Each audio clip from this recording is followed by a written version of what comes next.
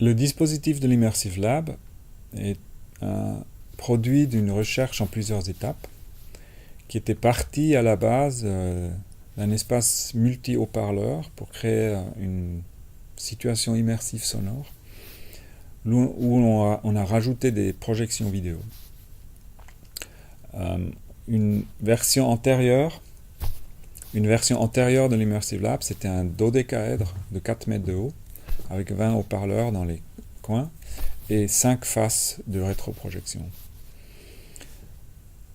Ce qu'on a remarqué dans ce dispositif de 4 mètres de haut, c'est que en fait, les axes de perception n'étaient pas alignés.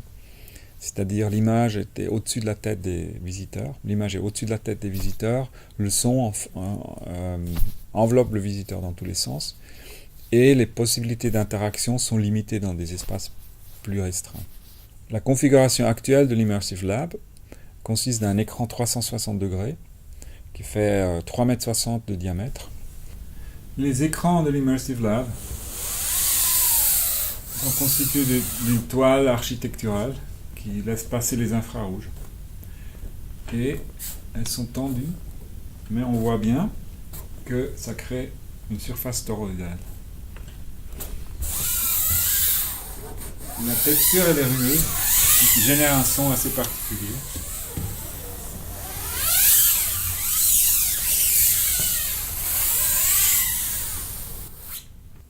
À l'intérieur de ce cercle, il y a la place pour entre 4 et 8 personnes. À l'extérieur du cercle, il y a tout le dispositif technique, des miroirs, des projecteurs, des caméras et des haut-parleurs qui nous permettent de créer une image, un son en panoramique.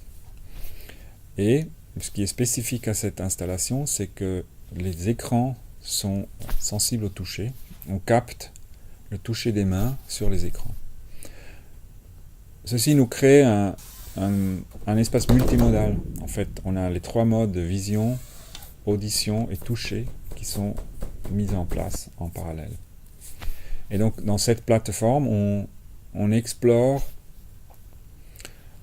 avant tout un travail interactif non linéaire, c'est-à-dire ce n'est pas un cinéma en 360 degrés, c'est pas l'intention de créer simplement du rendu d'image en 360 degrés, c'est plutôt l'intention de créer un espace interactif à l'intérieur duquel le visiteur, ou l'artiste qui crée en même temps, peut explorer une fusion entre un objet sonore, un objet visuel et l'acte de toucher.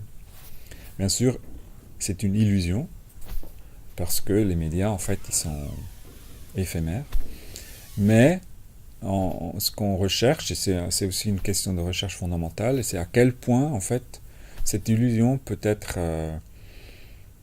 transformée et l'immersion peut se créer, c'est-à-dire la croyance que ce qu'on a devant soi est réel. Et ça, c'est une question de recherche de base, en fait, dans tous les médias, c'est-à-dire le passage de l'engagement, donc de l'observation à l'engagement, et ensuite de l'engagement à l'immersion. Et donc, en fait, l'Immersive Lab est appelé comme ça, parce que c'est vraiment un aspect fondamental de notre recherche.